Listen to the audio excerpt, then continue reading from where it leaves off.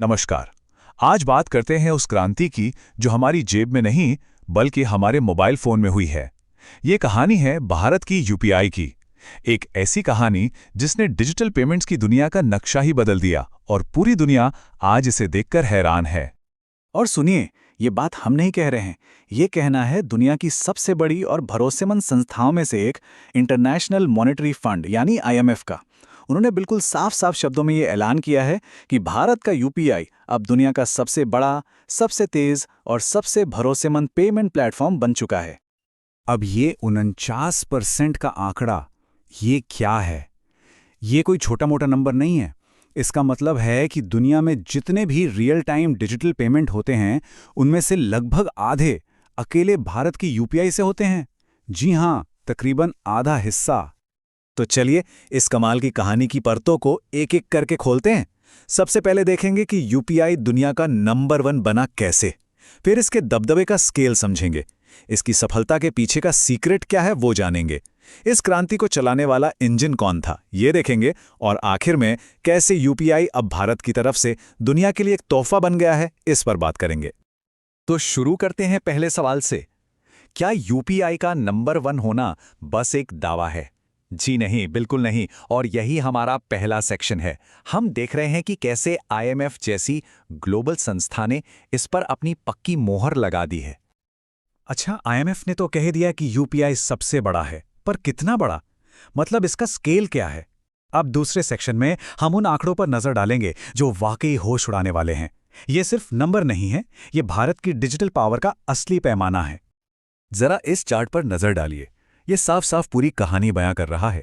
Bharat 129.3 billion transactions के साथ सबसे ऊपर है, और दूसरे नंबर पर जो ब्राजील है, भारत उससे 3 गुना से भी ज्यादा आगे है। ये है डोमिनेंस।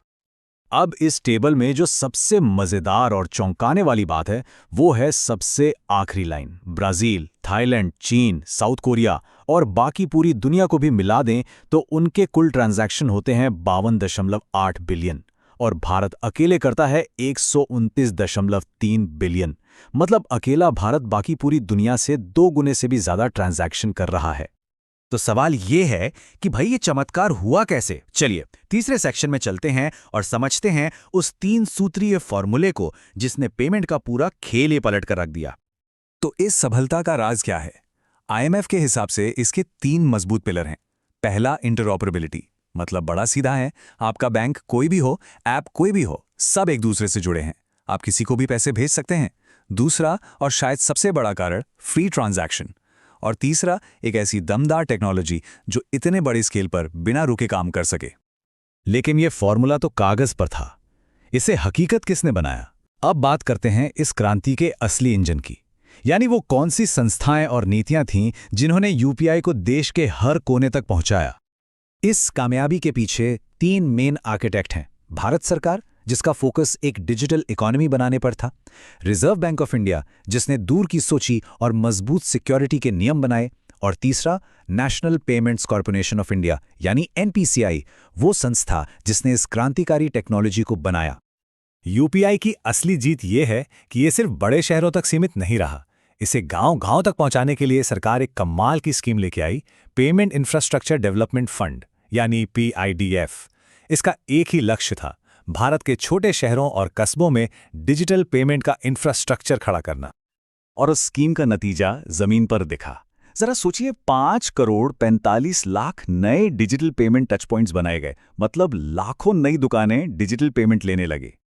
और इतना ही नहीं, लगभग 57 करोड़ क्यूआर कोड देश के कोने कोने में लग गए, जो आज हर दुकान पर इस डिजिटल क्रांति का सबूत हैं। और इन सब कोशिशों से 6.5 करोड़ छोटे बड़े व्यापारियों को सीधे यूपीआई सिस्टम से जोड़ा गया। ये सिर्फ आंकड़े नहीं हैं, इसका असली मतलब ये है कि आज एक बड़े शॉपिंग मॉल से लेकर गांव के एक छोटे से पान वाले तक हर कोई यूपीआई से पेमेंट ले रहा है।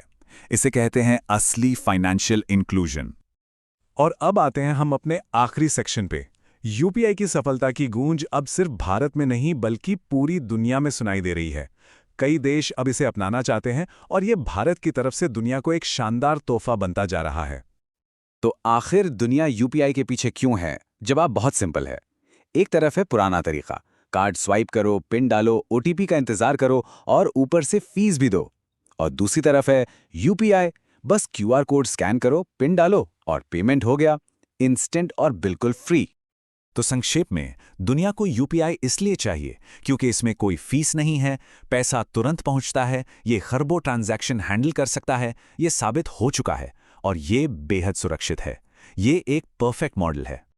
तो कुल मिलाकर भारत ने दुनिया को ये दिखा दिया है कि जब टेक्नोलॉजी सिर्फ कुछ लोगों के लिए नहीं बल्कि आम जनता के लिए बनाई जाती है तो वो सच में दुनिया को बदल सकती है। तो आखिर में एक सवाल ये उठता है कि अगर लोगों के लिए बनी टेक्नोलॉजी पेमेंट सिस्टम में इतनी बड़ी क्रांति ला सकती है तो सोचिए और क्या-क्या बदलना संभव है।